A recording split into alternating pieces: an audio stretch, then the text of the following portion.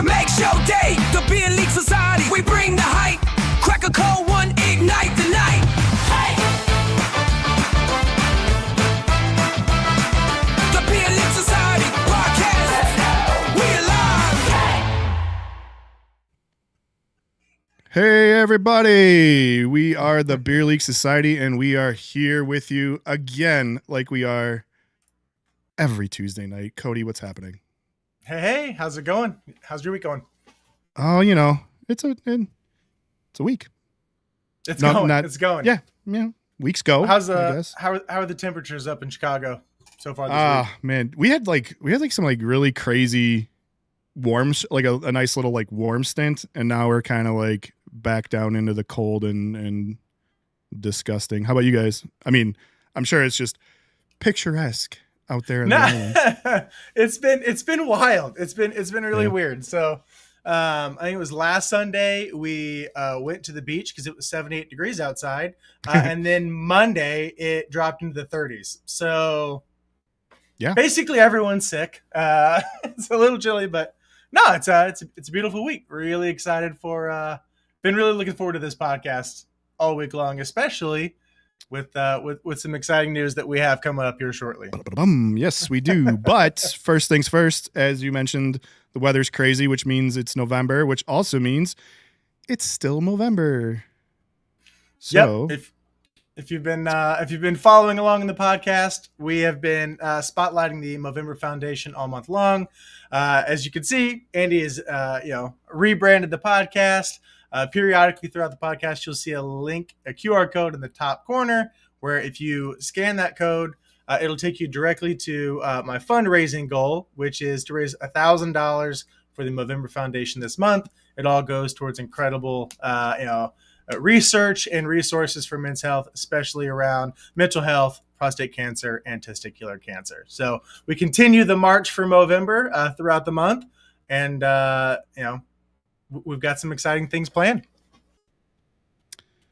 Yeah, and we've got sports to talk too. Don't worry, we've got plenty of that stuff coming up for sure. But yeah, it looks like we may be down a man with Jason this week, but that's true. We forgot to tip the hat to Jason. Yeah, tip the cap, pour one out for our homies. He's not dead. But, he's not. Yeah, he's not. He's just running late. Right. He's dad. Yeah, dad duty calls, and when dad duty calls, you answer. Yeah, I'm sure he'll be here though. Oh yeah. He in classic Jason fashion, smoke screen, epic WWE style intro. Yeah, that's yeah, good deal. But should we get into it? I'm too excited. You're too excited. You can't wait. Yeah, I'm too excited. It's pretty awesome. So yeah. Yeah, so we have an exciting special guest in today's podcast. I've said you know what the theme has been already this month, but our surprise guest this week is Dr. Peter Fisher. So he joins us from LA. He is a research fellow with the Movember Institute of Men's Health. Originally from Seattle, Washington, he completed his PhD in social psychology in UCLA in 2023. He ran track and cross country in college, and now you can find him making the occasional appearance in men's basketball leagues across the greater Los Angeles area. So, hey, let's roll that guest clip. Roll it up. Here we go.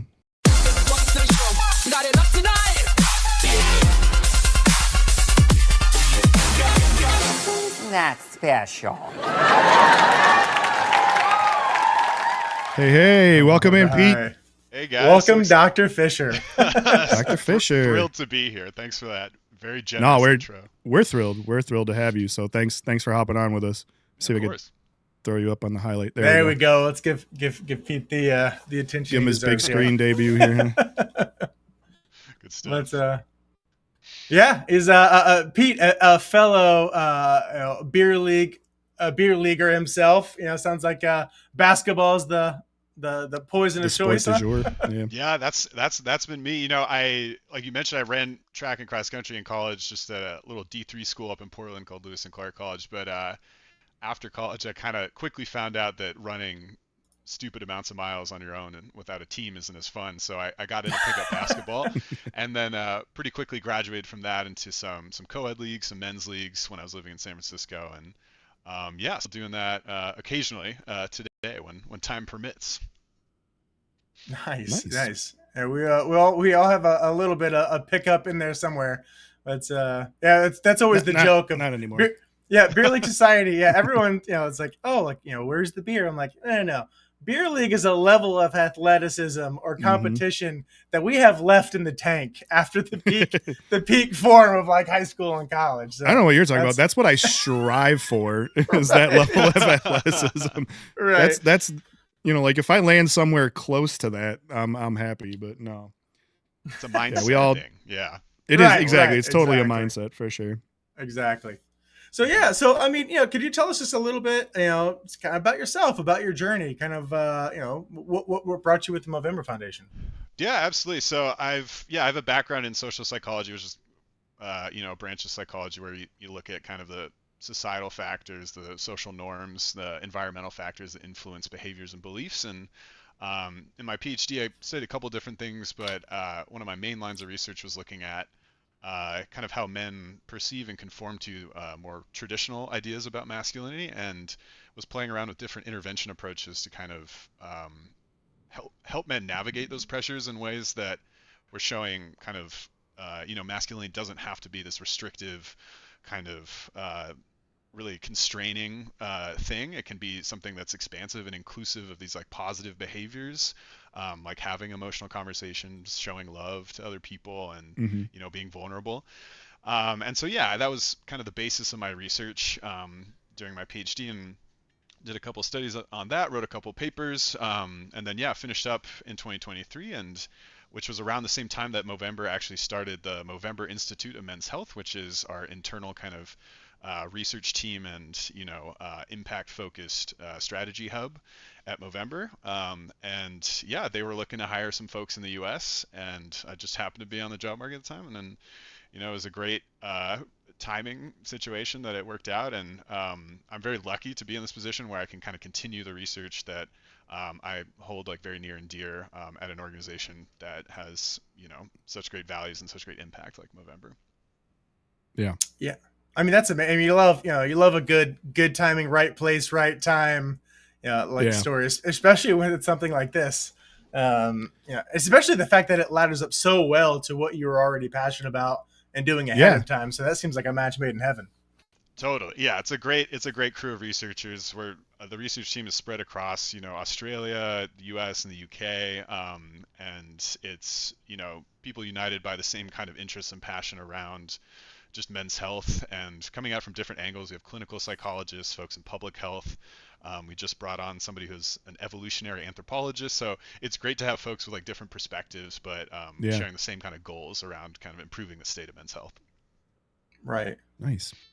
Do you still get a chance to do like some of the same? Like I was super intrigued by the research of like, masculinity and the norms associated with that. Do you still do a lot of research around that stuff specifically, or are you doing more broad stuff? Yeah, we're doing. I mean, there's a whole sets of different portfolios, including actually a sports portfolio, like sports psychology, and using different kind of sports programs out in the community as kind of points of intervention for bringing in mental health into those settings. Kind of meeting them where they're at, right? Exactly, yeah, which is very much Movember's approach in terms of being engaging and accessible. It's the research team is not in some ivory tower, doing research just to like talk to other academics. We're doing it in service of creating these programs that are creating real impact and measurable impact that we follow up with, and like we're making sure to document and building up evidence to kind of create change at different levels. In Australia and the UK, Movember has like close partnerships with the national governments to create like men's health programs, and so like some more systematic policy frameworks there. That's awesome. And in the US we've been more working with like at the community organization level, which is awesome, and starting to have some conversation with governors and at the state level, which has been really cool. But yeah, my research team in particular, we focus on a couple of different projects. We actually just put out this report called the U.S. Real Face of Men's Health Report, which is kind of this comprehensive landscape overview of the state of men's health in the U.S. brought together some data from national data sources, some surveys we commissioned, looking at men's experience of primary care and men's experience of caregiving, and also being caregivers of men.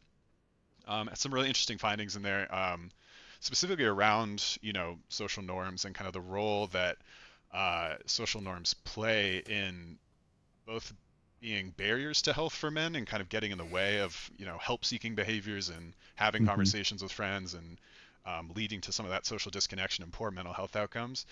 But also ways that they bring men together, like the beauty of a beer league, for example, of like creating a space for social connection that's, tailored to kind of how men like to interact, where a lot of what we talk about as researchers is that men don't always engage face to face. They engage shoulder to shoulder, like doing a shared activity.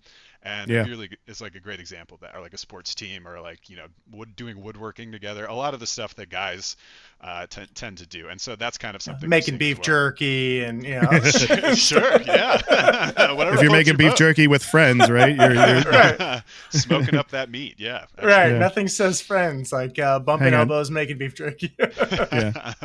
We gotta pause to get this out of the way real quick, Cody. Oh, good to see you, SO.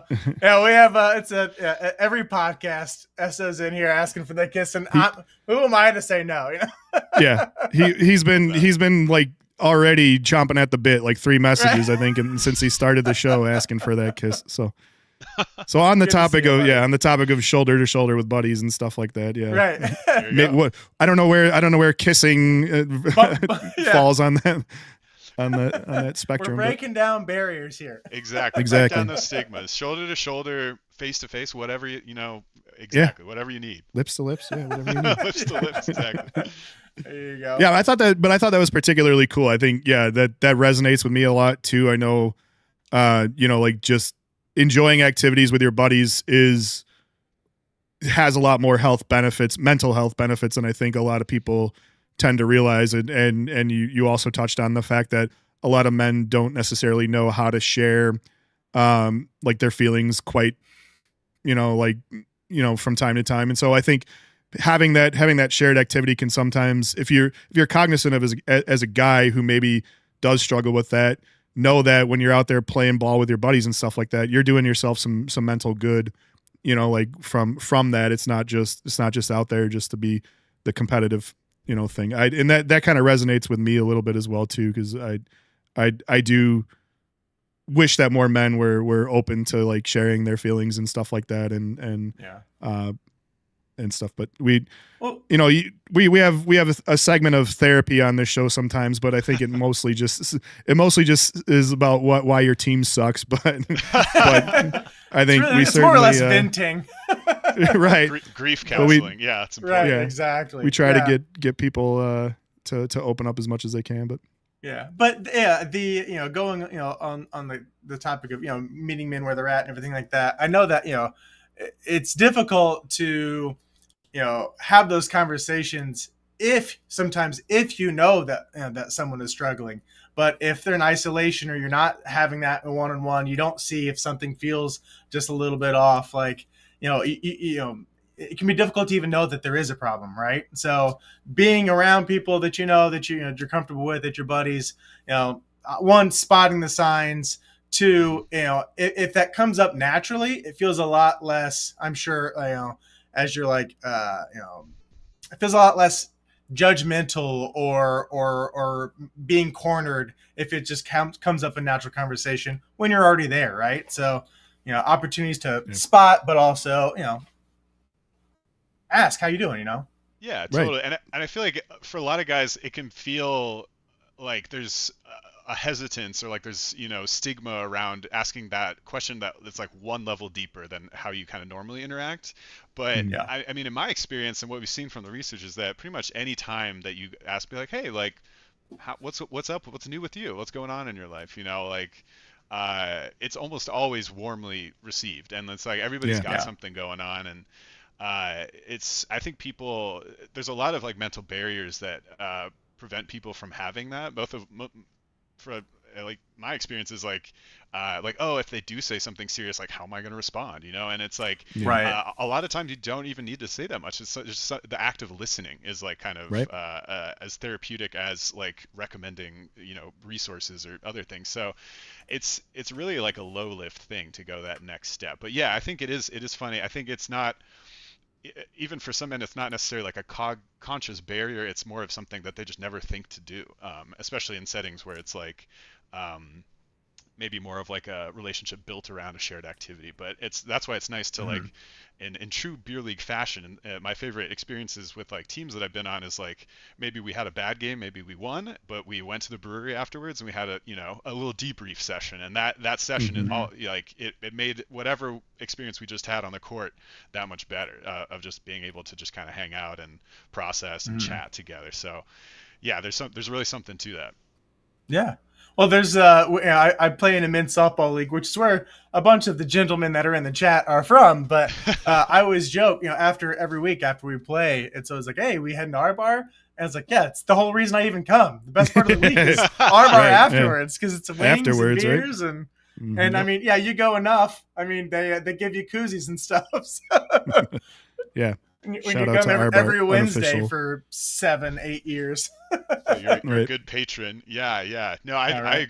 I've been a guest when I was in grad school. I'd spend, you know, summers up in Seattle when I was able to, and I had a friend who had a softball team. Shout out Bats Amore, one of the best names I've heard for a softball team. Terrible team, Solid. you lose by 20 runs, but then go to the Water Wheel, North Seattle afterwards. You know, just wind the night away with some good stories, and it was like, yeah, it was just, I don't know, there's something beautiful about that whole experience. Yeah. Yeah. Totally. I gotta ask, what even you know when you were in college, you know, what really drove you to pursue, you know, men's health in the lens that you're looking through? Like, what really drove you to that? Yeah, it's an interesting question because it's really my experiences doing sports as like a student athlete in college are pretty closely tied with like the, you know, origin of why I got interested in studying masculinity and these social norms in the first place. And it was really this kind of disconnect that I was seeing between these guys that I knew to be like really, you know, thoughtful and empathetic, feminists, like very like respectful guys, and then the locker room, just the most heinous, objectifying language and just like bro code, everything, and it was like the code switching was unreal, and I was like participating in it, but at the same time I was like, what are we doing? This feels weird. Why? You Yeah. know, like what Yeah. is this song and dance that we're like, it felt very performative. But at the same time, it was like, I'm getting something out of this. I'm feeling like I'm part of this group, and it feels good. And so I Right, was you're like, getting keep almost doing like a sense of community, even if you know it's Yeah. you know Yeah. not how you would normally act. Exactly. It's like that belonging, and that's really powerful. It's like a very basic psychological need, which of course I Yeah. learned later. But in the moment, it was more like, yeah, like this is interesting. And I started to note that like weird kind of disconnect, and then I would like see how these guys, same guys that were, you know, saying these heinous things would then go and like be completely different people in the classroom and at parties and stuff. And I was like, what's going on here? Like, why do we feel like we have to do this? And like, Yeah. what is like, where is the truth here? And so I was really interested in kind of this idea of like what norms, like what are the pressures that led us to that place of feeling like we had to act that way. And that was kind of how I got started with studying like social norms and how they influence behavior. And the idea of like the social norm of being this kind of invisible force that like really has a powerful influence, and it's really contextual, where it even if like you're on the same campus, if you're in the locker room versus in a classroom, completely different, right? Like you could be espousing different views around what you think about women, and it could be like a 180 from what you were saying like 10 minutes earlier. So Yeah. that to me was super interesting, and I wanted to kind of unpack that, and so that was like kind of what got me started. On the research side of things, getting into the men and masculinity space, and then like later on, I kind of the way we talk about it now at Movember is we call it this perception gap around masculine norms, and we talk a little bit about it in the Real Face of Men's Health report that I mentioned. But basically, the perception gap is this idea that a lot of men have certain values and beliefs that they hold, but then they feel like there's a pressure to act in certain ways, especially with other men, to feel belonging, to maintain Yeah. their status in a group. even when every other guy individually in the same group might be feeling the same way, where it's like they're Mhm. Right. they're like misperceiving this group norm, and when individually everybody's like, I wish I could just like take it easy and not have to say this stuff. Mhm. And that's really interesting. And I think part of it has to do with the masculine norm of maybe not engaging in those feelings of reluctance and like opening up about it. So there's that piece. And another piece is like it's this weird like kind of invisible layer that also is like a glue where it like brings us together. So we don't really want to like jeopardize that by Ruin like that, yeah, rocking the yeah. boat, you know. So Mhm. there's different factors, but that's actually something at Movember that we're starting up a big research program on, and so we're going to be diving into some of the like what are the psychological drivers of why that misperception exists, what are some interventions to address that, specifically related to health, because you know we're talking about kind of like the social side, but when it comes to, you know, what is a normal amount of time to go to like before when you get injured before going to the doctor, you know, it's like that perception gap starts to have a real like toll on your health if you're like thinking about like misperceiving a norm around, oh, I need to be self-reliant, I need to not like admit weakness, or Yeah. else other people will judge me. um, but deep down you're like, oh, I need to like get help, right? And so Mhm. applies physical health, mental health, relational health. So yeah, there's a lot there to unpack, and the research on it is kind of mixed. There aren't a ton of like existing studies on these kind of phenomena, and so plenty on like social norms and the influence there, but less on the kind of that perception gap piece. So Yeah. that's a big focus that we have going into 2026. Super cool. Yeah, I mean, I think there's definitely a lot of, I think, you know, like the health aspect of it is something that I'm, you know, hopeful that we can, as guys, as a gender, we can kind of come to grips with the fact that we shouldn't be performative when it comes to things like physical health, relational health, emotional health, stuff like that. You know, like the locker room stuff, you know, like obviously, I mean, like we've all engaged in it as well too. I I happen to feel like as long as you are the antithesis of that in your worldview, and you know, like that's cool. Like it's less, I think it's less harmful to like be performative in that, because I do agree. I think like we tend to you know, like sit there and do that because we think everybody else wants us to do that, but probably everybody in the That's room's like, what's expected, right? yeah, exactly. Yeah. So it's super interesting. I'm sure it's like fascinating to be able to like connect the data to that sort of stuff in like a scientific way for sure. Totally. And yeah, I do want to say that like the examples I said were kind of like, you know, objectifying women, and that's part of like No, of course, yeah. creating more cohesion by, you know, othering or like talking about external group. There's also the flip side of that though, where it's like you can be more playful when you're in these settings. You can Mhm. have more fun, you can like be more creative, be more loose.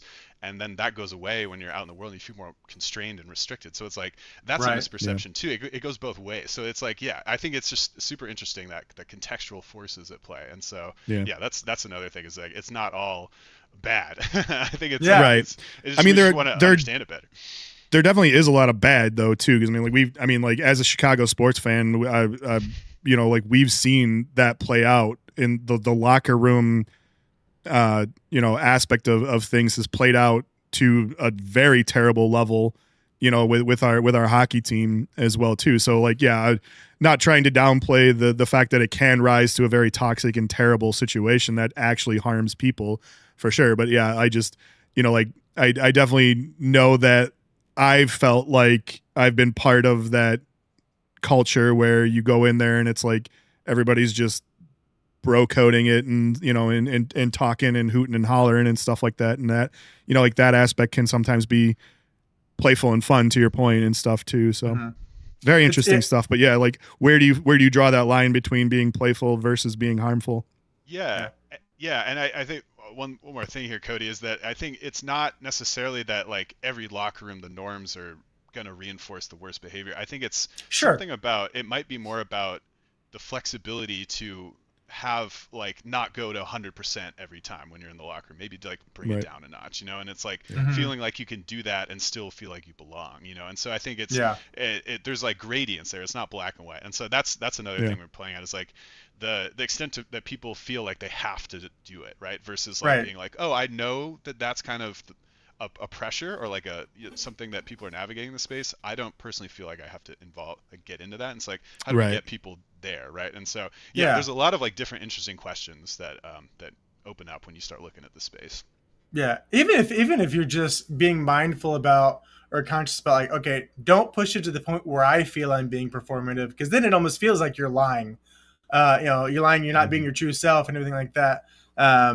Which is funny because it may naturally, just by itself, again, as that naturally kind of goes down, other people may naturally come down with it if they're feeling like they're being performative. So, Mhm. um, which is Yeah. interesting. Yeah, it's true. I like that. The authentic self is like really a powerful kind of like motivator, when people really strive to be in settings where they can be themselves. And so when that's limited, uh, they feel like you're just like put in a box, you're constrained. And so it's like, how do you help? And like, that's the framing at Movember that we try to take, because that's one that like resonates with men, where it's like, how do you like level up and like get out of that mindset that's actually holding you back and like not allowing you Mm. to express yourself or to, do these behaviors that you want to be engaging in. So Yeah. yeah, it's a great call out. It is interesting. I wonder if there's a correlation, especially as you're going through phases of your life where, you start, getting married, you have kids, you get, higher up in your job or change, and just your dynamic changes. I wonder, have you seen any correlation between um, going through different phases of life and then how willing or unwilling you are to be in like performative? Because I could definitely tell, like, and, your friendships change throughout life, regardless of if everyone's in the same wavelength. Yeah. And I wonder if you just, if there's that correlation of, like, what, maybe I'm going to hang out with these people more because I feel like I don't have to be performative, regardless of what it is. If it's masculine, if whatever it is, just be closer to your true self, and as you're going through. Totally. I think that life stage lens is really interesting. And I think we all know old dudes in our life who we would describe as, not giving a hoot about what other people think, and like going to the grocery store and like what they woke up in, and like all that. And that's something to like, I personally strive for that level of freedom of That's the expression. goal, right? That's But the yeah, but goal. I'm not quite That there. is But I can say from the data, what we've seen is that, ages 15 to 34 is really when mental health issues kind of spike. That's when men are at the greatest risk of suicide. But for men who are 65 and older, it shifts quite a bit, where now it's more about like heart disease and cancer are shaping Mhm. that. So mental health issues, not to say that they're not still there, that's just not the like main kind of drivers of poor health that we're seeing. And I do want to shout out a great group that's doing awesome work in the social connection space, specifically for older men. It's called Men's Sheds. I don't know if you guys have heard about this, but it's like talking No, about tell us about it. meeting men where Mhm. they are. It's literally a group, and it started, I think, in Australia, and it's big in the UK and Canada, and it's just kind of starting up in the US. But it's this idea of like getting men together to do stuff, and it's like volunteering in the community. It's like mentoring kids. It's like woodworking, doing projects, model building. And then they also have like talks where they'll bring in speakers and like, or like have roundtable discussions around different topics. But it's very like actionable, action oriented, and it's big because if we're taking this life stage approach, men 65 plus much more likely to have gone through these big life transitions that sometimes jeopardize the social network. So things like divorce, retirement, losing that professional network, friends moving away, friends passing away. So Mhm. yeah, I think that's definitely an age group where taking an approach to like be more intentional around building social connection in ways that are responsive to men is important. And what I've seen from interfacing with this group, and there's actually research to back this up, is that men who participate have stronger mental health outcomes, report having more friends, and better physical health because they have people like you have a network of accountability when you're engaging in this. They're like, oh, Fred didn't show up the last 2 weeks. Let's check in on him, and it's just Mhm. little things like that. So all these little benefits from just having just a stronger social network Mhm. as you age, which men I think is a risk that network really shrinks or is non-existent into Mhm. later life. And so, Yeah. yeah, that's just a cool org. And it's like there's also a purpose element, as we get older, especially if you retire. It's like how do you spend your time? How do you feel fulfilled? And then mentoring, giving back to the community. Showing off those woodworking skills you've been doing for 40 years to some teenagers, like that's all like powerful stuff, you know, in terms of Yeah. getting up in the morning and having that to look forward to. And so those are all like buffers to mental health that we're seeing from that program. So yeah, shout out US Men's Sheds. They're doing great work. That's Sweet. awesome. I mean, I've talked about this before. As I can always tell, you know, I call out the softball team again. You know, as someone who works from home full time, you know, I rarely leave my house unless I have to, unless like taking the kids to school or something like that. Outside of softball season, where I have on Wednesdays I'll go out, and that's when I get my like socializing in, right? Social. But Yeah. I can always tell, especially in like the winter between your fall and spring league, like I can tell the difference in my like mental state of like when I feel like I'm starved of that like, you know, kind of camaraderie, that like, you know, Mhm. that guy time. So it's I love the idea of, you know, kind of setting up those opportunities, communities for kind of people to come together and again, and it feels natural because you're doing something you're interested in already. You're just doing it with other people, you know? Totally. Yeah, it's building community. I mean, it's like, yeah, that's what Right. it's most basic. And I'm glad you brought that up, Cody, because my question for you guys was going to be like, you know, as you've had kids and like moved through these different life stages, how have you managed to like stay in touch with your communities and your friends? Obviously, starting a podcast is one way I was to like, do it, but I found starting a podcast helps. yeah, but for those of us who haven't done that yet, what else Yeah. can you do? I mean, I'm probably like the worst. I think part of my personality outside of mental health is I'm just terrible at keeping connected with people, and It's tough. and so I found that my relationship group outside of like something like this podcast or work really fluctuates a lot because I'm just, you know, like and I think there might be some of the stuff you touched on with the you know, reaching out, your ability to just like to ask how people are doing, like keep that cadence of doing that. I don't really do that. And so I lose, you know, like friend groups come in and out of my life pretty frequently as a result. And I'm still kind of searching for what my face-to-face friend group's going to be like in the fatherhood years. You know, my kids are 4 and 5 now. They're just starting to get into like social activities at school and sports and stuff like that. And I remember as I was growing up, my parents' friend group was mostly centered around that. And so I'm kind of anxious for like that part of my life where I start to meet some people from my son's, you know, various social activities and sports that I can kind of connect with there. But yeah, I think that's probably one of the toughest things is just to keep in contact with people to bridge through those gaps, especially if your friend group doesn't align in terms of what their, you know, like their life events, you know, are. Like if you don't get married at the same time, you don't have kids at the same time, there's lots of changes that happen that kind of puts distance between you emotionally and physically a lot of times too. So yeah, I think that's a hard part for sure. I don't have a great answer, but Cody may. No, I was like, to piggyback off of what you're talking about, there's definitely, I was literally just talking about this over the weekend when I got a chance to connect with some buddies I haven't been able to connect with in a while. And it's really interesting, especially in that like first 2 to 3 years of having kids, especially your first kids. There is that weird, that like transition of like, you're like naturally kind of like distant, you're like start finding yourself, there's like this gap forming between you and your current friend set because you're just so like out of it, like, you know, sleep deprived, all that stuff. You're trying to keep this human being alive that there's really not a good book to like keep you to teach you how to do it. Yeah. But then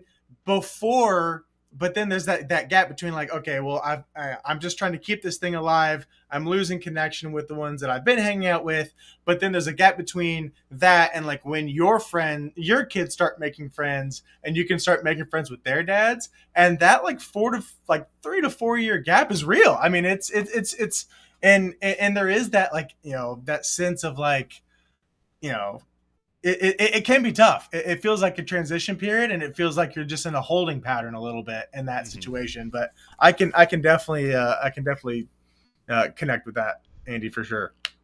Yeah. Yeah, Andy, I love what you said about it's not just physical distance; it can be emotional distance, where it's like people at different life stages, even in the same city. And I've felt that with my friend group. So I don't have kids, but I've have friends who, you know, have started having kids or multiple kids now, and it has, yeah, it's made it harder to be in touch with people who, I was very regularly in touch with now. And it's because their social circle has drifted more towards the people they're spending their time with, who are other parents and stuff. And that's just that are familiar with what they're going through, Exactly. Yeah. There's just a different kids take a lot of time. Yeah. And that. I don't know if anybody's told you that. Yeah. They take up a lot of your time.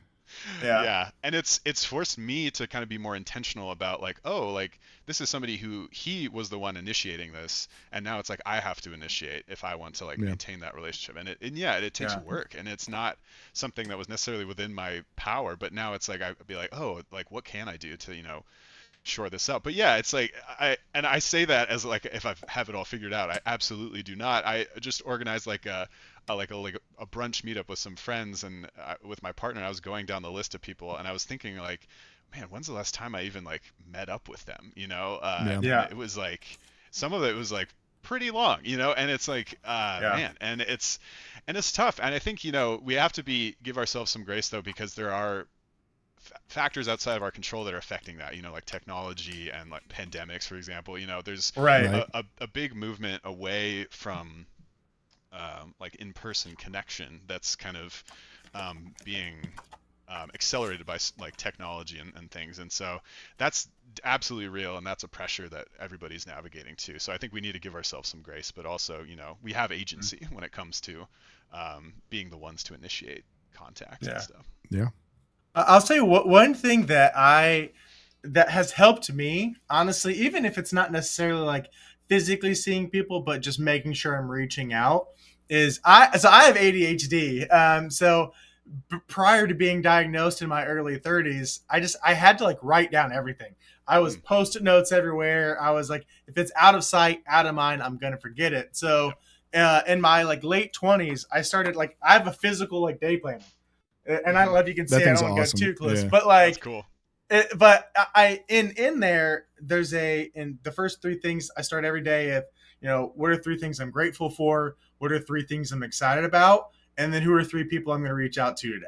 That's awesome. And it's shocking. And it doesn't even have to be like a, hey, how are you doing? How's your day? It can be like a, oh, this is a great meme. I'm going to send this to Travis, or, oh, I'm going to send this to my buddy Brandon. Like, but it helps me get routine out of that like deep, like if I get deep in the zone, the blinders are on, I'll look up, it's 3:00 and I've done nothing. Like I've eaten lunch. I didn't put that little laundry in. I didn't do any of the things for myself because I'm so laser focused into work. So like, God, maybe I have ADHD. I'm telling you, it's you're like, I didn't get diagnosed until I was like 33. So like, but I knew I struggled with like focus and organization. So I'm like, all right, I'm going to put in some processes to help me, because my squirrel brain, it's tough, especially like as you start getting further and further in your career, and the mental stamina and requirements just get more and more and more. I'm like, all right, I got to figure this thing out. But yes, I mean, that's something that I start my day 5-10 minutes every morning when I sit down at my desk. And it helps me, from a reflection standpoint, also helps me kind of put my day out. Nothing feels better than checking boxes on your to-do list. So that's one thing that's helped me kind of literally remind myself to reach out to people. That's great. And if you ask me, like, what is one habit that every guy should get into, it is that. It is like have a list of like today, or like set a calendar reminder, like today I need to reach out to this guy. Today I need to reach out to this friend. And that, I think, would really go a long way in terms of like fostering social connection, or at least creating that like impulse to do that. Because I think that's where a lot of guys struggle, is that they just don't have that impulse, and then they realize after they started feeling bad, which is almost too late in some ways, where it's like you've already missed the opportunity to have social connection that would keep you in a good place, and now you're like suffering. And so just getting in the habit of routinely doing that, whether it's in a physical to-do list, or calendar reminder, or whatever works for you. I think that's such a good habit to get into, and I love that. Sweet. Well, we want to be cognizant of your time, but I still have to get at least one more thing in. You mentioned that basketball is your sport du jour. So who's your favorite team, and why is it the Chicago Bulls? Yeah, the 1995, 1996 I'll hang up and listen. Chicago Bulls. Wait a minute. Oh man, I mean, this is a bittersweet topic for me because I'm I from don't know Seattle. if you can see Mr. Jordan in the background yeah. up there, yeah, John, there but He's got the Jordan poster, so yeah, I'm from Seattle, so lost the team going on almost 20 years now, which is you may get one back. tough to think. Yeah, they say that every year, but yeah, hopefully it's Yeah, coming. probably. But I mean, I will say I'm a Blazers fan. They're scrappy. I went to school up there. I was going to the games when they were not the best, and they're still kind of putting it together. But Dame Lillard and the energy and passion he has for the game, and the way he just like leads that team and the love he has for the city is infectious, I will say. And it's so fun to watch them hustle. There's a lot of good heart. And when I was there, CJ McCollum was there, and yeah, I loved the kind of dynamicism of the game that they brought. But yeah, it's cool now. I'm kind of like a basketball nerd. I love the like different chapters of game and the different strategies and offenses that get played and stuff. And yeah, I liked watching that Portland team, even when they were not doing it well. It was fun to watch. I was We don't halfway know- expecting Seattle Supersonics like Gary That's Payton, what- yeah. Sean Kemp. Sean Like- Kemp, man, yeah. I gotta say, if we're talking vintage Sonics, I'm a Detlef Schrempf guy all the way. Oh, nice, Yeah, Detlef. that's my guy right there. So yeah. I had That's that hilarious. Sean Kemp was the guy I hung my hat on. I know I just said that I'm a Bulls fan, obviously, but like he was the one I decided to collect because everybody wanted to collect Michael Jordan cards. You couldn't get your hand on a Michael Jordan card when I was a kid. I went with Sean Kemp. Somewhere in my house in Elk Grove, Illinois, at my parents' house, there's a binder full of Sean Kemp cards that aren't even worth the cardboard that they're printed on right now. But that was the guy I thought, and now he could basically field an entire NBA team with all of his illegitimate children. So You know what, the Rain Man, I love it. He's got some of the best highlight reels out there. Some of those dunks. he was a highlight machine. man. for I sure, mean, that one where he dunked on, who was it? It wasn't Del Curry, but he like pointed at him afterwards. Man, Oh yeah, it doesn't get better than that. That's Yeah, top tier stuff. he personified like NBA Jam during like the NBA Jam era, basically. But Yeah, he was a video game character in real life. The net would catch on fire when he dunked. It was right, real. Great That's stuff. awesome. awesome. Well, Well, yeah, I mean, Pete, can't thank you enough. Yeah, so Yeah, seriously. I'm sure Andy echoes my sentiment, but yeah, I can't Absolutely, thank yeah. you enough. I see, for a 1 month, for a foundation that focuses on 1 month, the fact that we got one of those days during that month, it's a true honor. Huge. Is there anything outside of the men's health report that you're talking about that you want to promote? No, I mean, thanks, Andy. Thank you guys so much. This has been a pleasure. Absolutely. Happy to make time during our big month for this kind of conversation. I will say, based on what we were talking about, another resource that Movember put out that might be helpful and might be of use is called the ALEC Method, and I can send the link to you guys to share that. But Yeah, it's definitely. just like a framework for folks who are, maybe wanting to check in on their guy friends, the guys in their life, but maybe don't feel like super confident. It's a step-by-step framework with examples, template questions, and like video talkthroughs of how to do it. And so that is like, if that's the like hesitation you have, check out that website, get in the habit of checking in on the guys in your life, and use the ALEC method. So that's Sweet. my plug. Hey, here. Awesome. I'll Here, cheers indeed. to that. But Yep. yeah. Well, thank you so much again. Keep doing what you're doing.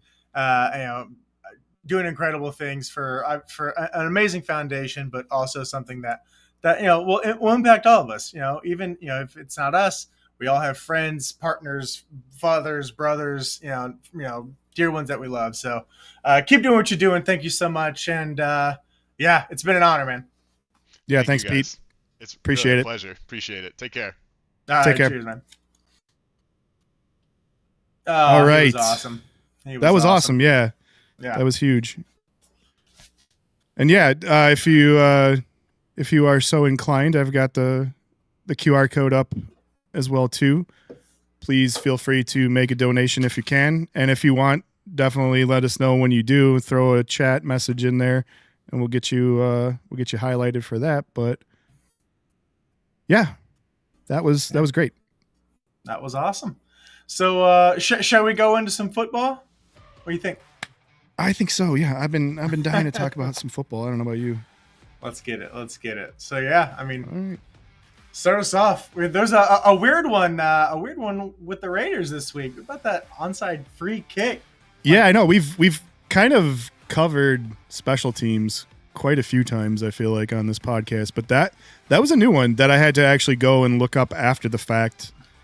But yeah, Raiders got the safety, which was in and of itself ridiculous. But then on their subsequent free kick, they did a punt like most teams do, but they punted it straight up in the air, and the ball like the ball went 10 yards to the corner, and like nobody knew what to do about it, and like it just kind of like dropped, and it rolled, and it like hit any, like I think players on both teams probably.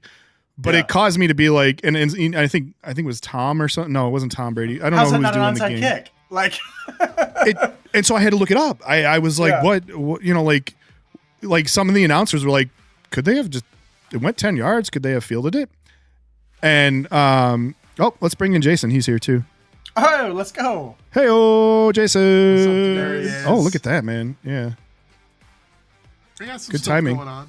You got some things going on. You got some things going on. There you go. My wife absolutely despises it, but this is about it's about as far as I can go. So yeah. That's how you know it's real, man. That's how you know it's right. real. That's right. That's exactly You're in it. right. So No how pain, you no doing, gain, huh? gentlemen? We're doing Hey, good, what's man. up, We just Jason? just kind of coming off of, you know, like I guess a little bit more deper of a topic conversation than we usually do here, but it was an I've been awesome, listening in the whole time. I've been listening. super in. awesome, yeah. So now we're just kind of transitioning back into football, but we were talking. I don't know if you watched, as Sean says, screw football, but I don't know. Oh, sorry, Dude, we got it's it's a tough time doing that. It's a tough time for Bengals fans right now, so you'll have to forgive us. Oh yeah, for sure. But we were talking about the safety, the free kick after the safety from the Raiders. Yes, Did- the high punt. Yeah, the high Yeah. punt, and I think it was Buck and Aikman, right? That was last night. That was last night's game, Yeah, wasn't it? last Yeah, night, right. yeah. Yeah. So Buck and Aikman were like, well, couldn't they just have fielded it? And like I didn't even know. I had to look it up, and you actually can, even on a punt. It's one of like the more special rules. Like they could, like the Raiders could have caught that ball without it being touched by the other team after it goes 10 yards, even if they punt, like even on a free kick punt straight up in the air. They could have just, nobody did. They just all kind of like what do we do? Like, Right. they were like, I guess kind of waiting for it to like touch the guy. I or thought it was a smart move. You know, like I why not? At this point, you're 2-7. You got nothing to lose. no, it was a brilliant move. Oh, I just yeah. don't think their team knew what to do. It was a wasted opportunity, is what it was. Like they Back this up a little bit. they very easily could, like they were there and they could have fielded that and caught it, but they like whoever got there first, like I think just kind of let it bounce. Well, I think part of the problem too is that when you kick like that, you're kicking your back is to the kicker, right? Fair. And so fielding the ball, you're having to kind of looking up over your shoulder, whereas the opposing team is obviously receiving the ball, right? They can look the ball in. But even then, they just sat there and just waited. Yeah, everybody. I think they everybody. could have fair caught that ball, and they Well, didn't. And so that was the thing that just popped into my head is that I don't know if there was an attempt at a fair catch, because that is the important distinction on the rule. If a guy in a reasonable area waves for a fair catch to catch the ball, you cannot field it as a kicking team. You have to let him attempt to catch the ball. So the easy nuke on that play is to just wave for a fair catch. Right. But I don't know if I saw, like it's like it did.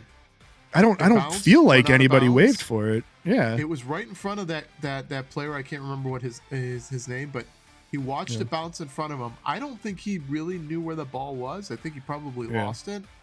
Bounced in front of him, went out of bounds, and that was it. It was just so anticlimactic, but I thought it was a genius move. It Yeah, is I mean, interesting with I the thought new so too. rules that they've had this year, like teams that are starting to tinker with like how can we get an advantage. And I know that Vrabel had mentioned he watched special teams plays for 2 hours to see what the Panthers have been doing with their kickoff, because they're doing like some knuckleball? like weird knuckleballs and like Yeah. kicking it like short to it's bouncing and like it's working. So he's Yeah. like trying to figure, one, like how do we defend against it, and two, like what are they doing, and is there something to this, you know? I heard some teams were trying to figure out how to get like the orbital spin on the ball to kind of like get it to go that, you know, like sideways or whatever. Yeah, On the very ground. very interesting to see what the next like round of stuff's gonna be, like trickery and. But I especially liked the Raiders one, if they would have, you know, like figured it out, because you don't have to declare that one. Right, So right, it's like, and that's the thing, you right? know, it's Do you think it's an interesting tactic. Yeah. Do you think that they'll add like a minimum, like they have on like, hey, if you're doing a kickoff, you have to kick it in this range, or Yeah. it's a penalty? Do you think they'll do like a minimum, like if you don't punt it 20 yards or something like that? Like, Yeah, that could you be know? that could be another way. I mean, I do think that the fair catch is like the easy bomb, you know, for it. Oh, Just, yeah. Oh, you know, for sure. Just wave if you're in the area, just wave. But like Right. then like the you know, like there's the part of me that's like, if you're down 3 and they just pinned you at the goal line, do you take the safety and get the free kick to try to get around the I don't have to declare my onside? Right. You know? Right. Yeah. Interesting. Yeah. But Sean says, it is interesting. I'm buying up all the Bengals gear. Why it's 80% off. It's 94 days until pitchers and catchers report to spring training. If that tells you how checked out we are as Bengals fans. yeah. Well, yeah. Well, Is it already at needless to say, we excuse me, know how you 80%? feel. We feel your Historically, just not recently. pain. Recently would be very recently. Yeah. Because we still have the taste in our mouth of terribleness. So it's not out of our mouth just yet. Trust me. I don't know. I'm all in, man. I'm Yeah. all in. Don't get me wrong. I'm along for the ride. But to yeah, say that I don't there know was- how they feel right now would be definitely a lie. I'm just pretending like we're supposed to be here. That's how I'm handling the Bears season That's the way week winners after do it. week. Just pretend like I'm supposed to be here, because yeah, like I don't want to fall victim to the whole I don't know what to do with my hands where we're winning right now, you know, like I'm not that guy, but you know, like you see everybody around Chicago just like, are we good? I don't even know. Like they're letting the decades of futility kind Well, I of think that seep in. you know, I think we have a right, and like at this point, we have a right to feel the way that we do. But also, you know, I think that there's reason We to could be be frauds. a little suspect, right? Like, what's up? We could be frauds. You, Based on the criteria with which I've judged other teams, right? that It's you not know, like I it's feel not out of the realm of possibility. I feel like I can't be hypocritical and say that my team's not a fraud, because I've used similar criteria to judge other teams as frauds. But again, This is I'm true. just looking And at we'll it probably from do it again I'm during along for the ride. good, bad, and ugly. Yeah, little for sure. look into the future. Well, why don't we hit it while we're at it? Because we're gonna. You wanna hit it? Yeah, let's hit it, because we got memes and All stuff right. to go over too. And We got a lot. I We got a apologize lot. everybody Lots to for cover. being late. Volleyball season has called, and It is upon us. it Winter is upon coming. us. And brace yourself. Volleyball season has begun, and volleyball season is, as volleyball parents out there may know, it is all in, as Andy knows quite well.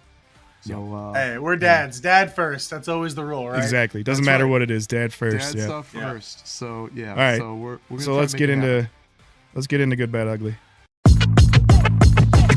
It's time for the good, the bad, and the ugly.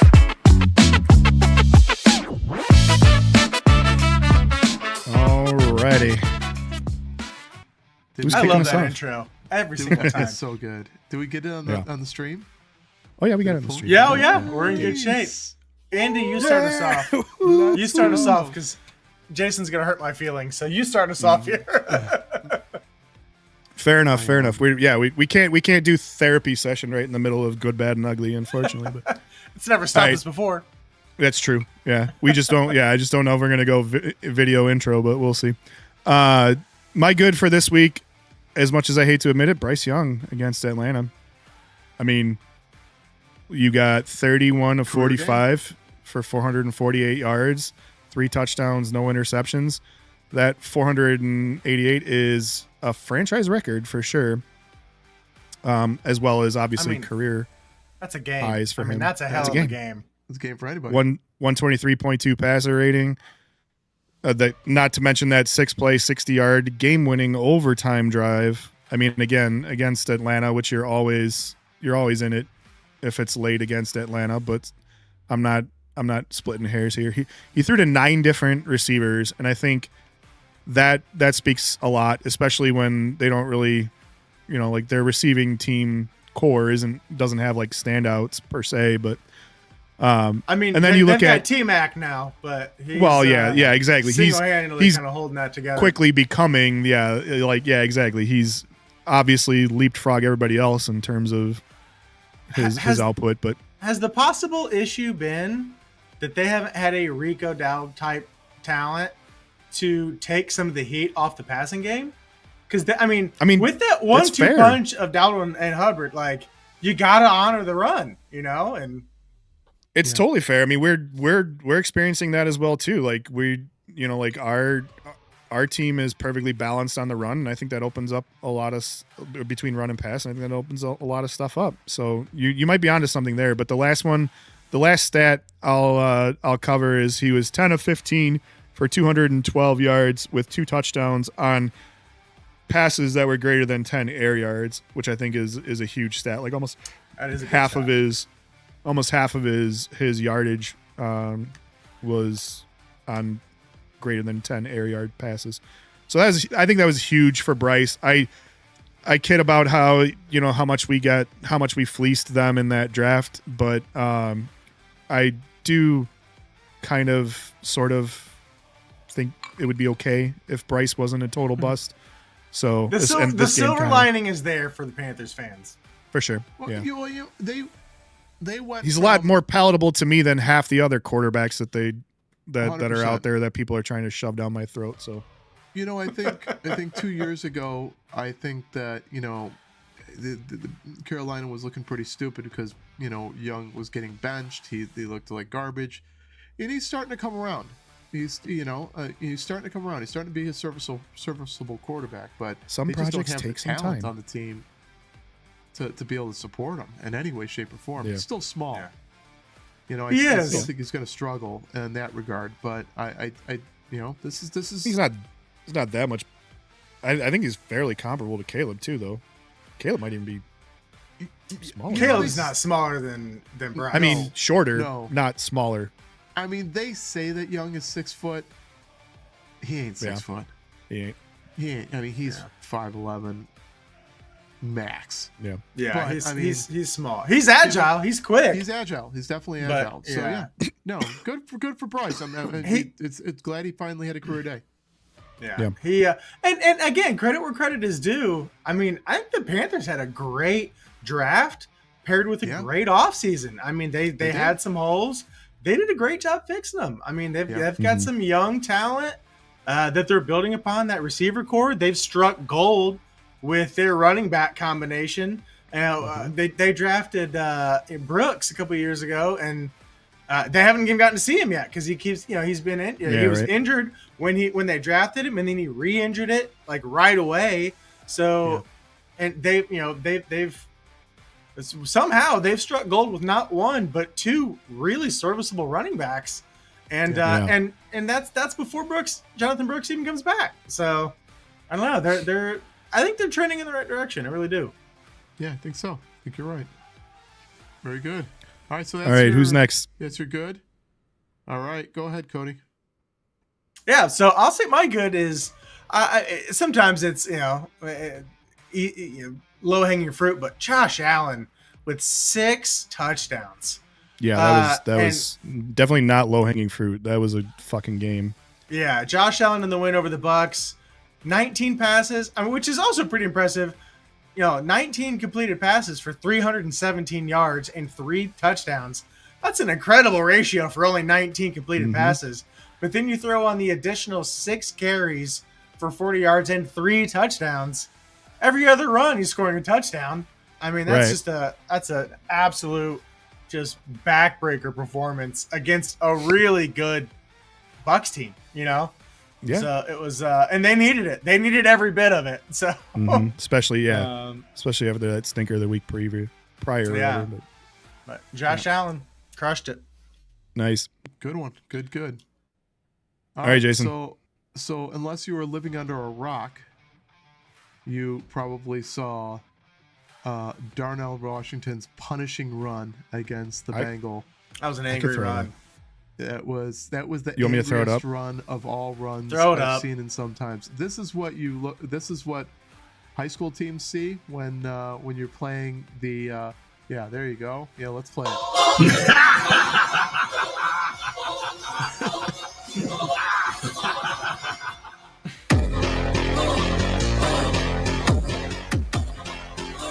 I mean, that last one. Size differential.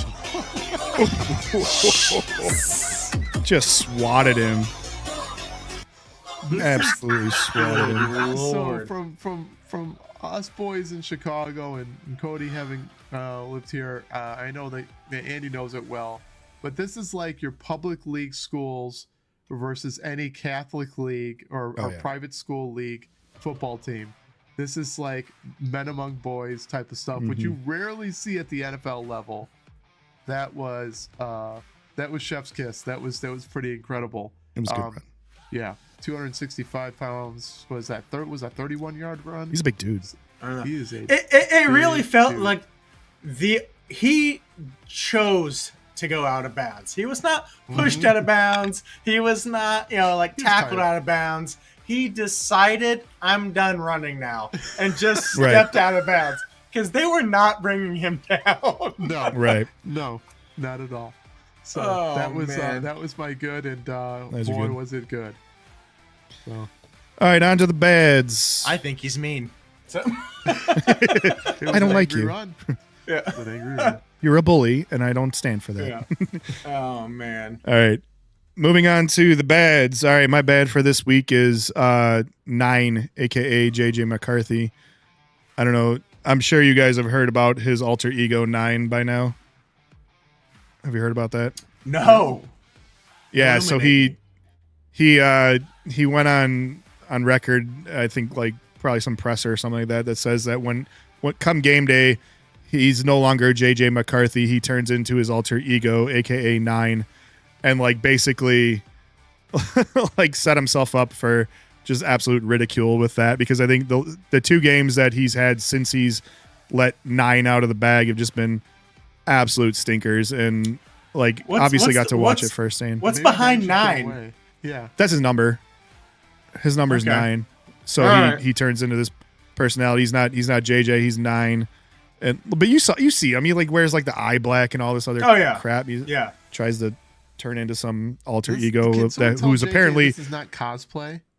Right, exactly. Apparently 9 is good for 16 of 32 for 150 yards with no touchdowns and 2 interceptions with a 47.7 passer rating, including 30. This one got me 30% of all of his clean throws were just completely off the mark. So not even pressured. I do love. Oh, sorry. Go ahead. No. I do love all of the recent tweets, especially as an Ohio State fan. I love after every game where he just absolutely lays an egg. Shits the bed. Everyone's like, I think it's pretty clear now. He's not beating Ohio State if he doesn't already know the plays. Yeah, right. He's not winning a national championship unless there's cheating involved. Yeah. I mean, like, I'm sure he probably didn't realize you don't get to know the plays of your other team before you start. When you mean you don't get to tell me these things? I'm in the NFL now. But yeah, Yeah, I guess right. the other ones, he threw 8 passes for greater than 15 yards, and he completed just as many of those 8 passes to the Bears as he did to his own Vikings. And then he had a minus 19 EPA over 3 quarters. So much of those stats that I already listed were from the fourth quarter, last couple drives last drive essentially where they actually woke up and decided to play football. And we had been busy kicking field goals all day long that we were like, oh shoot, now we got to actually go back out and win another one in the fourth quarter. You know what's most impressive about that is he's putting up those stats with Justin Jefferson, with Hawkinson, Addison. with Addison, with a very serviceable receiving back, and Aaron Jones. Like, Aaron Jones. How are your stats that bad? Well, Yeah, with those because weapons? he's Watch ass the game cheeks. because those freaking receivers were wide the F open, and he just flat out freaking missed them. And had he hit those receivers, or at least completed 50% of his passes, that would be a completely different game. It was just trash. It made, here I am sitting here complaining about Caleb Williams' accuracy. JJ couldn't hit a barn door with that accuracy that week on Sunday. That was pretty bad. About Caleb's accuracy. Sorry. Love it. 9. Love it. 9. I'm Love complaining about it. I'll complain about what I want. All right. On the note of bad quarterback performances post injury, post injury Lamar. I mean, I understand he's coming back from what I genuinely thought was I'm taking myself out of the game injury that turned into like a month. He's struggling on the way back, which is crazy because the Ravens are still winning. Like they're still winning even with the struggles. But that defense is getting healthy again. Unreal. Yeah, I mean that was the big one. I think that was the biggest issue in the beginning of the season too. Is they had a lot of big name defensive players that were out, but his performance this week: 14 for 25 for 193 yards, 2 interceptions, 0 touchdowns. Yeah. It's two not Lamar type numbers. No. The 2 and 0 were kind of the ones that stuck out for me. There's times where I wish I would have had 193 yards, but yeah, they were critical for sure. But critical interceptions. Yeah, not good. All right, my Jason? bad. So at the beginning of this season, I made a prediction about Kansas City. We're checking in on predictions. I am checking in on because it's starting to become a reality. They are now what? Were they 500 now? I think they're 500. 5-5. Yeah. Oh, yeah, for the first time in 10 years. Yeah, they're 5-5. Mahomes is looking okay. 277 yards passing, not too bad. Still had a good day, solid day by any stretch. Not Kelsey terrible. had a decent day for that matter, which at this point has seemed out of the norm. Right, right. But all in all, when you kind of look and you zoom out, I think that they're looking awful pedestrian. I said that they would be a wild card berth, and that was a struggle for me to get out. They may not make the playoffs this year. I don't know. Ooh. We will have to see. But are you? Is that your updated prediction? No. I'll stick with the wild card. I think they'll find the winning teams find a way to pull it out. But and that's only because the conference is so bad. That's what I mean. So, if they find a way to bone it and not make the playoffs this year, then I'll be okay with, considering their dynasty past. There's just something about it, man, that like every year I'm just like they care less and less about the regular season and more about just figuring out how to turn it up in playoffs. So it's all going to come down to whether you're never comfortable. Like exactly, you're never comfortable. Nobody that's going to play the Chiefs, towards the back half of the season, if they're in the hunt for a playoffs, is going to feel comfy about playing against them. Next year, we may be singing a different tune if they find a way to not, to screw it up and not make the playoffs. But I think that game against Buffalo, though, really took a toll on them this year. I think because that was a big seemed one. to be a turning point. It was. So it'll be interesting to see. But I think that game tends to mean more too. Yeah, it really does. I mean, I feel like it always though Super Bowl tends for to them. mean tends to mean more for Josh Allen and the Bills than it does for. Oh, certainly. God damn, I'm dying on stream right now, but Yeah, it's Well, all right. of course, it always means more for the Bills because the Chiefs have been going to the Super Bowl every other damn year. Right. so- KC's got nothing to prove in that capacity, but Yeah. yeah. But I mean, like, KC was starting to get, or Josh Allen was starting to get the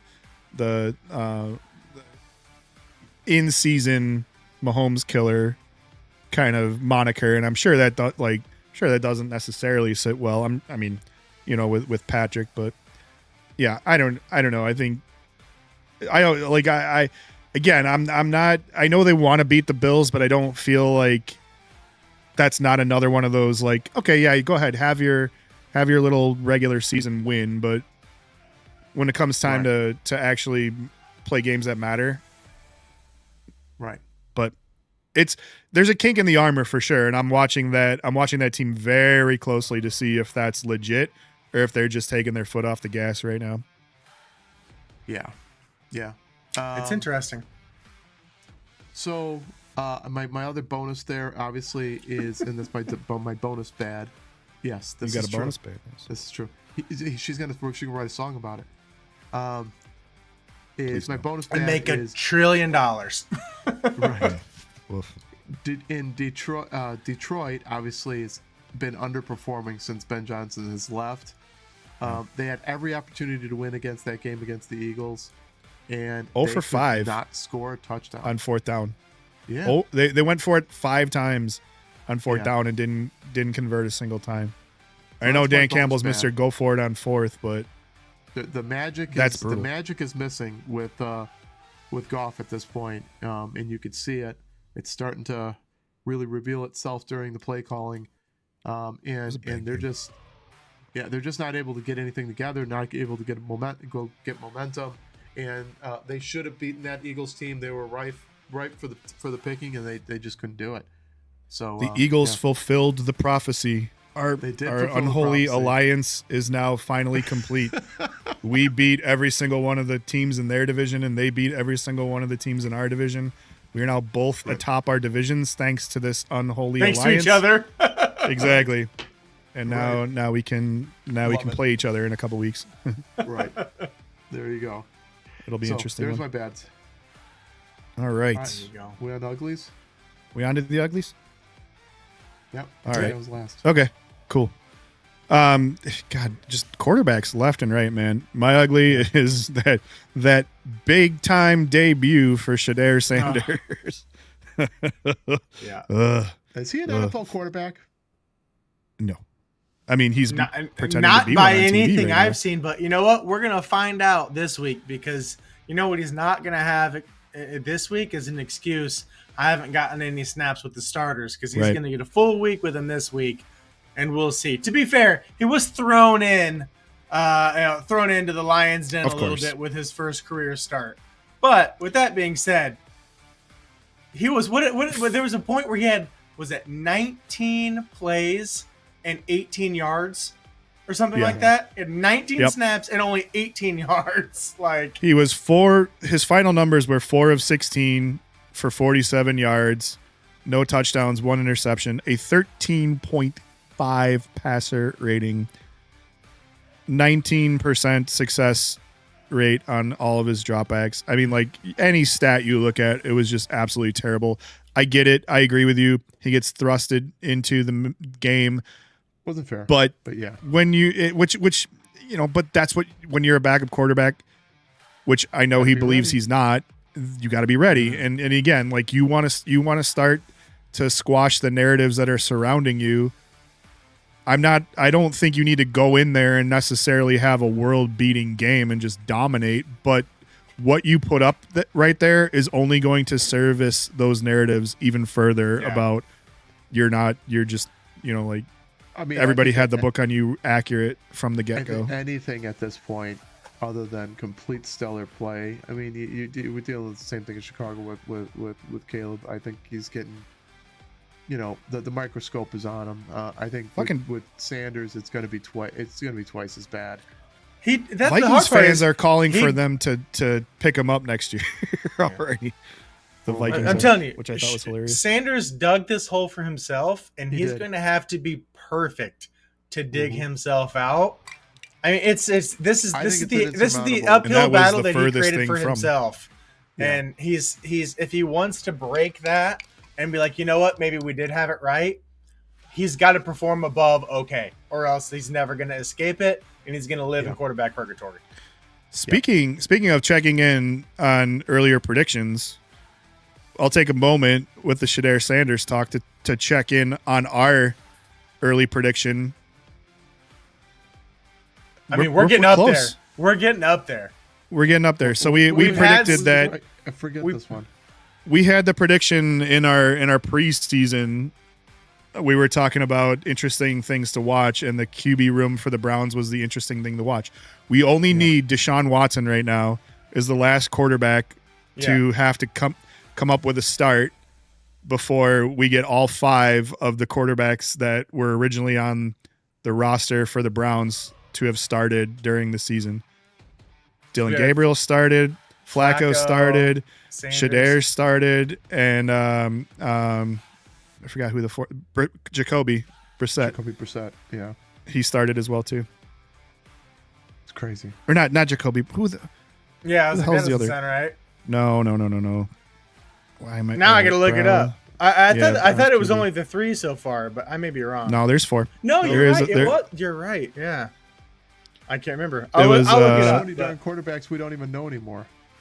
Right, That's crazy, and the fact that we know that many is kind of crazy. But right. let's see. Yeah, Hey, everybody on the pod, just wait a minute while we all look this up. Kenny Yeah, Pickett. There we anyways. go. Jesus Christ, Kenny Pickett. Pickett. oh, that's That's right. right. Not- He's not on Brissett, IR it was now, Kenny right? Pickett. Isn't he? Yeah, Yeah, that's right. I forgot about that. Man. Well, and that is crazy. We're only Watson away from hitting, Watson hitting away. the 5-er. Damn, Yeah. that's a parlay I didn't think was real. But look at us go. Look at us and go. you know I that we're can't not imagine what the return on that would have been if we put $20 on Right. that at the beginning of the season. right. And we're not done with the starting quarterbacks for the Browns. Like they're No. gonna have like Shedeur's not gonna be the starting quarterback from here on out. So at some point, if Watson's healthy, he may have an opportunity to start because I don't think anybody else is healthy. Well, Gabriel's only out And- with a concussion, so Well, yeah, but I mean, it's not like when he was in there, he didn't look like he was playing with a concussion. well, So- I mean, fair. and I think Watson's. They were talking about like probably as a reaction to that, they were talking about opening Watson's 21-day practice window this week because I'm sure they're shitting their pants having to put Shedeur out there to start the game. So I think the only see. thing that they're more concerned about than his bad play is that he plays semi-decent, and then they have to hear all this shit like, put Right, Sanders in for the next year and a half, Right. 2 years, you know? Mhm. And God forbid he goes to another franchise like so many other yeah, Browns quarterbacks have done and show even us a glimmer of hope, and it's just going to further bury that franchise. Yep. Yeah, that is true. That is true. So that was my ugly. What do we got? Who's next? Was it I'll keep Cody? the Yeah. quarterback love going. nice? The only thing worse than Lamar's fantasy day was Justin Herbert. Unreal, like out of nowhere, a 35-6 loss where he completed 10 Absolutely passes for a career low 81 yards, 1 interception, only to get benched.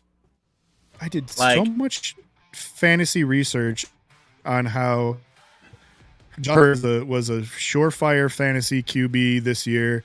Was going to put up points. He might not have top points in the league, but was always going to be consistent.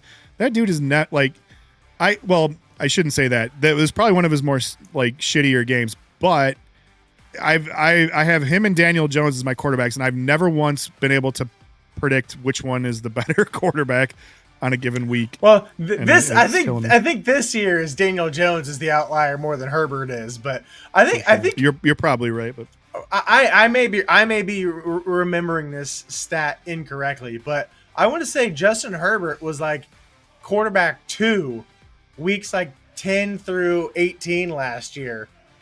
Yeah. After like a little bit more time with the coach and getting some weapons in there like that. Like he was a stud at the end of last season. And then, I mean, he's had some good games, but this week was not one of them. Yeah. It was not. Cleveland is in talks with Brett Favre to finish the season. I mean, he's got his own issues he's dealing with right now. So that man's a glutton for punishment. Yep. But, Jason, what's your ugly? Herbert. Ugly. So let's get the button ready because I think it will be ready for. I think we might be pressing it for the last time. Fine. Oh. Yep. Somebody had to do it. 21. Oh, it's gonna go right in the middle now, huh? It's right in the middle. Jason, Right do the over honors. Cody's voice, right over Cody's mouth. It looks like. Do the honors. Okay. Well, our friend of the pod, Mr. Justin Fields, obviously got benched against the Pats. The Pats played like garbage for the most part. Patriots. The Patriots. No, who got benched? Oh, I'm sorry. I said it. Justin Fields. Hello, this is friend of the program, Justin Fields. Thanks for talking about me, but now you have to reset the counter, you idiots. Good. There we go. Now we can get him off the screen.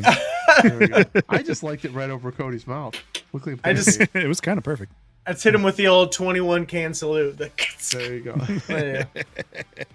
So, obviously, not a stellar game. Had I believe 107 yards passing, or 105 yards passing. Right, only 140. I think it was 6 for 12 on third down conversions. They did win the time of possession, which was interesting, but still got the brakes beat off of them in a really just garbage performance overall. So, looks like we're going another direction. And So- yeah, I was about to say, and his and his reward for that performance is he was unceremoniously declared as being benched. So it seems as though already the Justin Fields experiment is era over. is probably over. Probably, I say, but we'll see what happens. But I know we're only 10 games in, but is the seat getting hot a little bit already in the head coaching area there? oh, if it wasn't already, the What only if thing it's- I will I say don't is think that they they want to fire head coaches in like back-to-back seasons like that. Yeah. and the fact that they they jettisoned, no pun intended, like all their good players at the trade deadline. So I feel like it's a rebuild. they're setting them up Right, for sure. yeah. Like that would be too much of a setup, but Right. Agreed. but So I that's mean, it. cool.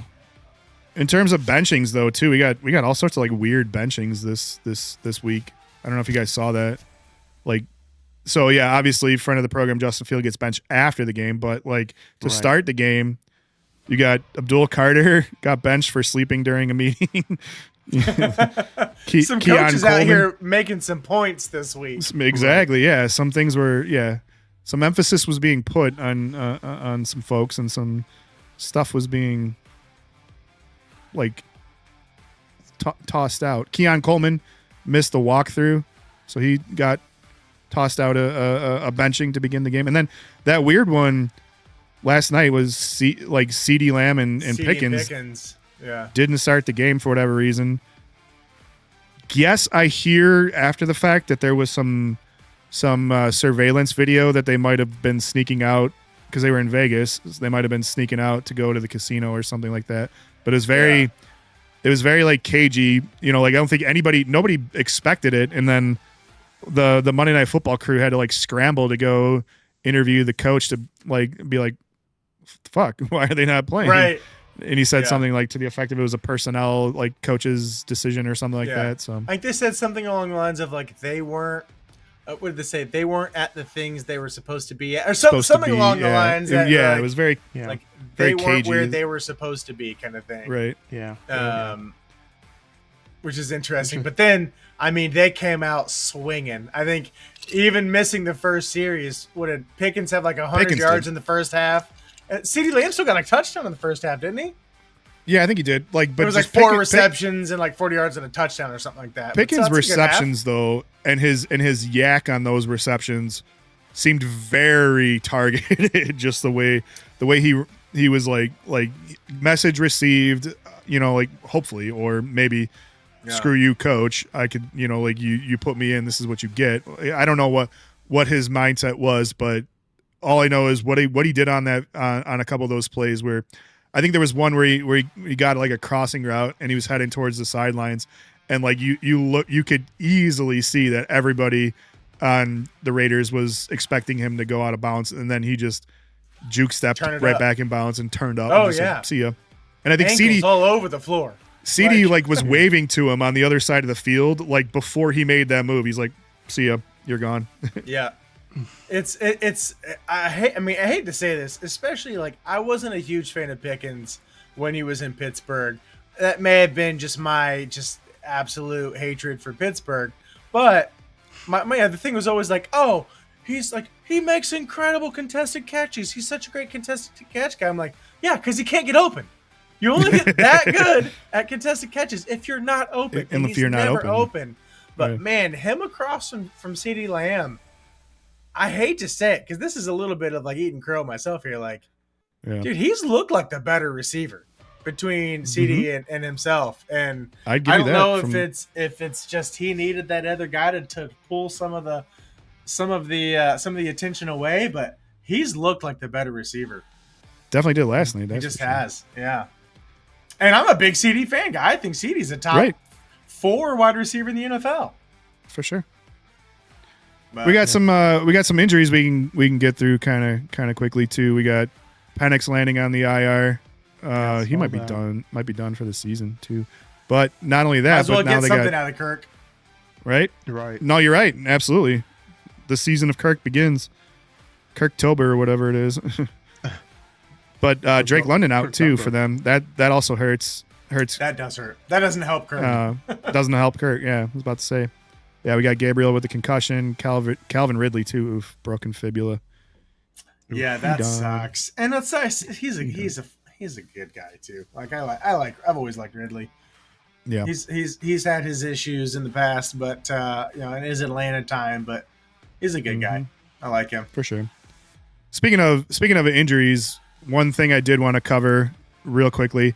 Did you guys see that Cam Scatabo clip? Yeah, I was hoping you were going to talk about that. Yeah. Jesus Christ. Awesome.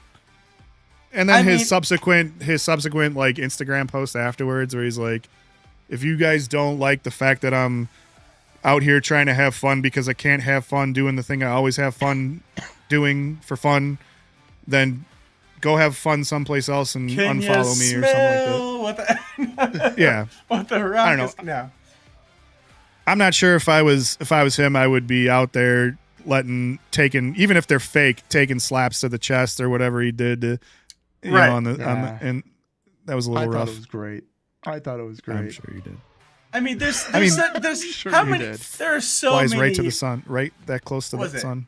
George Kittle's been on there. Gronk's went on there multiple times. Like, there's so many. Donald Trump's been on there. Okay, like we know it's fake, but like like you're in a boot. You're in a, your leg was sideways, dude. Like, come on, dude.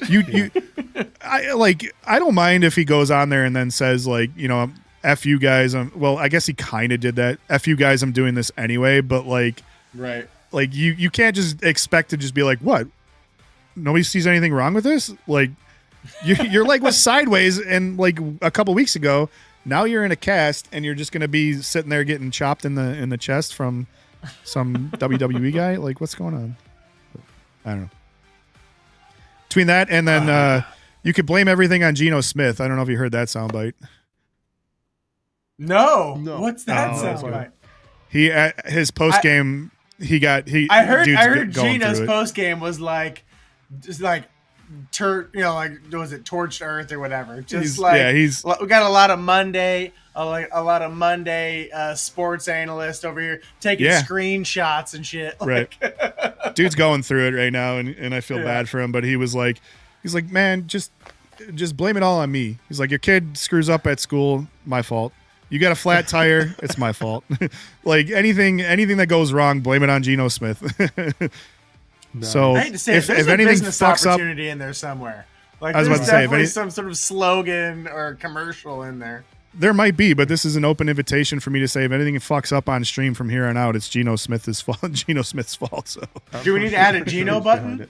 Do we need to swap out the?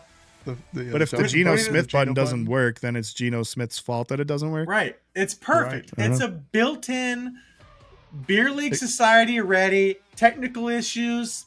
Yeah. Built-in like it's Geno Smith's fault. It's Geno Smith's fault.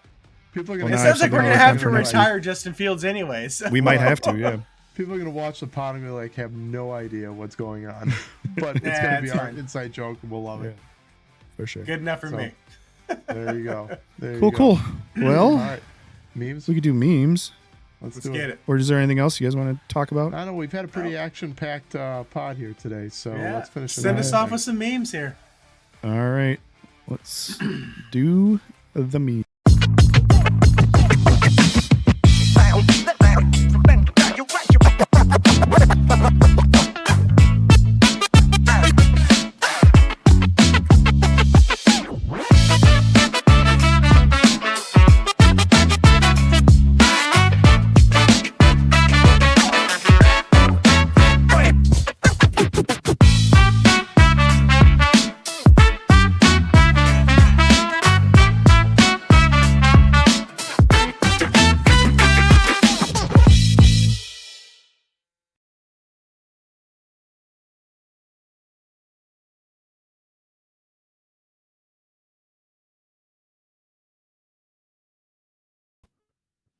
Damn the memes you, Geno definitely Smith. shit the bed. Damn it.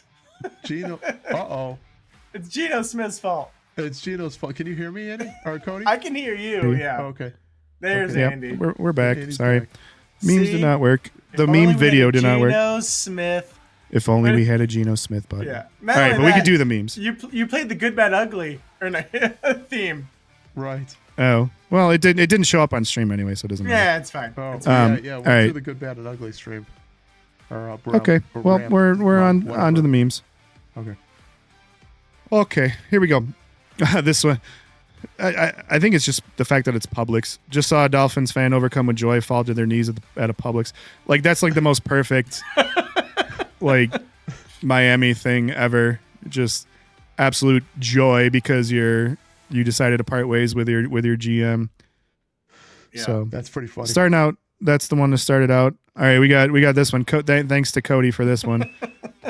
Hey, Bengals, Too maybe good some not to LASIK share. from LASIK.com. Maybe some LASIK can help you guys. When you start getting trash talked from LASIK, things have gone awry. Something happened. Yeah, you need to Yeah. figure out where things went wrong. Things have gone sideways. I don't know what this is. It just made me laugh. Cleveland Addy Brown Goals versus the Baltimore Steelins. It was just funny. This is like the Patrick Mafoofs or what? Yeah, Manholes. Patrick Manholes. Yeah, the Patrick Manholes. Oh, yeah, I don't know. The drawing's pretty cool. Nothing will beat that meme. That is No, I don't probably think my they will. top three. I thought we were gonna lose Jason on that meme. Bright red, wheezing. Oh man, that was freaking great. By the way, good I stuff. can't believe we've gone this long. We're an hour and a half into this podcast. How badass is Andy's hat, by the way? It's pretty awesome. Like, look at that view. He's on Look the at bottom that. of the pod right now, so you got the stacked logo and hat logo. It's looking pretty Official. good. It's official. Yeah, we do have merch.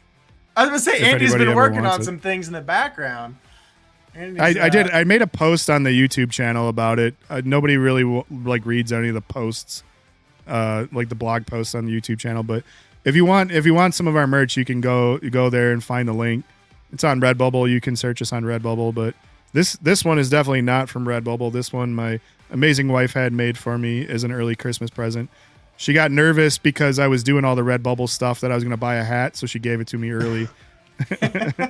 Well, I mean, that's it looks perfect. great, man. I mean, It's dope. It It's looks probably pristine. one of my favorite hats. I've been wearing it ever since I got Yeah. it. So shout out to my Looking wife for that one. Good. Shout out to Cody Nice. for the branding too. Yeah, Cody's doing all the branding work. So And Andy's doing everything else.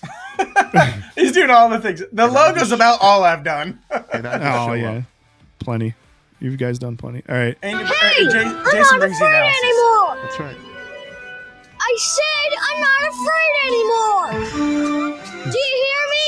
I'm not afraid anymore.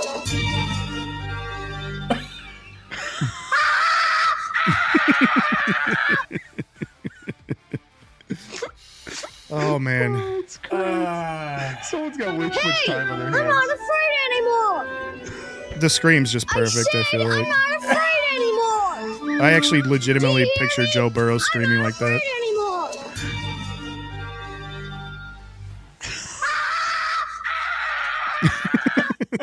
Every Christmas, It looks I like mean- a young Joe Burrow too. I would say every Christmas, my timeline's flooded with, Joe Burrow slapping it, like, all the memes. Yeah. Because, they would say he looks just like Macaulay Culkin. He does, yeah, you're right. does. Yeah, Yeah. I'm noticing that more and more now, but It's hilarious.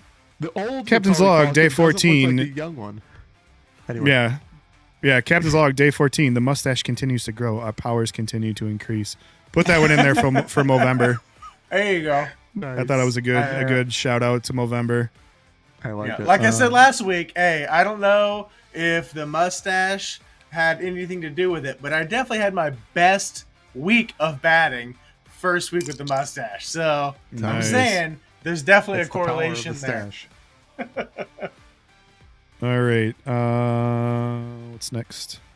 So, kind of related. This is Drake May's wife's TikTok video. So these are the comments on her TikTok. Giselle never cooked for us. Make sure he eats his veggies. Drake will love this. Please make sure to rub his belly after he eats to ensure proper digestion. Give him a hug and a kiss and say it's from me. Thank you. Don't let Drake eat too many, but also let him eat as much as he wants. Yeah. That's awesome. Make sure Drake knows he's the reason I wake up every single morning. Give our husband a big kiss on his lips for a big win. First Lady of New England. There you go. Please make sure Drake is well rested on Thursday.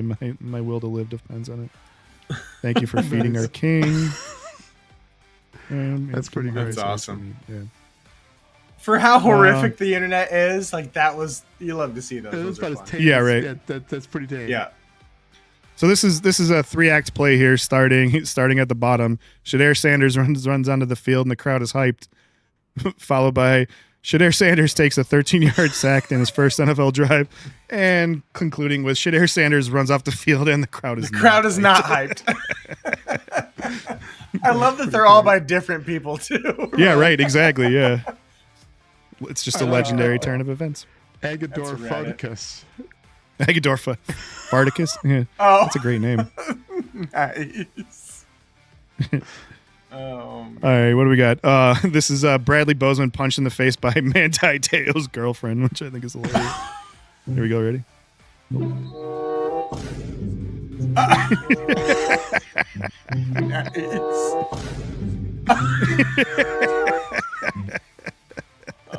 Not even close, buddy. I appreciate the flops. effort, but the He's like, flops oh are wait, just. I gotta act. That's pretty great. Good try. Good try. We got people doing the Caleb Williams greased up deaf guy from Family Guy. Oh, from Family Guy. Are you familiar? No, I'm not familiar with I'm Jason's familiar. not familiar. Yes. There's a reoccurring character in Family Guy who's known as the greased up deaf guy, and he essentially just shows up and people try to chase him and they can't catch him because he's all they Right. can't tackle him because he's all greased up. So somebody Interesting. put the Caleb Williams jersey on him. Nice. That's about right. I thought this one was funny. Yeah, the Carolina Panthers put the Atlanta Falcons field Give you a as a litter. litter box That's pretty funny. Yeah, that's awesome. from their That's official great. account too, no less, which is good. Yeah, that's pretty That's good. I like that one. That one's really good. With the sweep, clean sweep. All right, so rounding it out, we got a couple. This is just a stupid animal one, but this one made me chuckle. This squirrel just figured out how to get what he wants by faking an injury. So he first starts by knocking that thing down, then he realizes 实在是很无聊哎。这样也行。 That's pretty great. Oh, he's like, it's more convincing up here. is more. Yeah, exactly. Got to move it up. She'll maybe she'll realize I'm hurt. Yeah. By the way, shout out to know. Steve on the Facebook stream. Oh, nice. Nice. Yeah. Hey, Steve. People checking in from Facebook. That's pretty funny. Yeah, Wow, it was. animals as are good as crazy. the goats, but that's pretty up there. Yeah, not as funny as the goats. I just thought, yeah, like I don't know, stupid animal ones make me giggle. But we'll round it out with our like song related outros. Oops. I accidentally stopped the screen share when I did not mean to. But I like a good musical outro, and with this one too, I'm going to go for the world record for how many copyright claims we can get in a single minute worth of video. So here we go. I made a song entirely from 50 country artists singing cold beer. So to round us out, here we go. Cold beer, cold beer, cold beer, cold beer, cold beer, cold beer, cold beer. Cheers, With a everybody. nice cold beer, with a nice cold beer. I love cold beer with a nice cold beer, with a nice cold beer, cold beer, cold beer, with a nice cold beer, with a nice cold beer, cold beer, with a nice cold crazy. beer, with a nice cold beer. Nice cold beer, with a nice cold beer. So random. Cold beer, cold beer, cold beer, I mean, This is if there's second one only genre, times in Metaverse. if there's one genre of music I absolutely hate, it's country music for some reason. But this just basically is the antithesis of why. It reminds me of the old like Bo Burnham on like Parks and Rec. Yeah. Wow. Like the Shining reference in there. There you go. Beer. Warm beer. That's pretty great. to end it off there. That's the memes for the week. And yes, if we play our cards right, we will get 50 copyright claims There you go. on that video when we post it. So That's so funny. I Very wonder good. how long that clip does have to be for them to even pick it up. oh, I don't know. Yeah, I don't think we'll get it on our live. I mean sometimes we get it on the live ones, the copyright claims, but like if we were to try to post, but because we have so much other content, they don't like block it or whatever. But if I try to cut it up into a short, they'll probably block that one because it has to be a minute or less. But I don't know how that one would work with the all 50 Well, we're gonna find out. people. But we gonna Right, find exactly. out. We're gonna Exactly. find out. We're gonna Gonna learn, learn today. That's right. Hi, All right, boys. gentlemen. Fellas, yes, another good show. Want to give a special shout out to Dr. Pete Fisher for joining us earlier on. Thanks to everybody who hung out with him and us and chatted about men's health, as we've talked about already. It's Movember. We'll throw If you one more haven't time already, off. there you go. throw if you that haven't up already, there. please consider donating to the Movember Foundation. That's a link to the fundraising that I'm doing. I said I have a goal of raising $1,000 for men's health, and every little bit helps. So appreciate y'all. All right, fellas. All right. We will see everybody next week, right? Peace out. Yeah, and then Thanksgiving. So And then Thanksgiving. Yep. Thanksgiving. So we're be on the coming up lookout it, for. fellas. Yep, be on the lookout for what our schedule is going to be like throughout the holidays as well. There might be some things shifting around, but we'll keep you posted on everything. But as of now, we will see you next week right here on Tuesday, and we'll go from there. Take care, everybody. Cheers. See you soon. All right. Bye.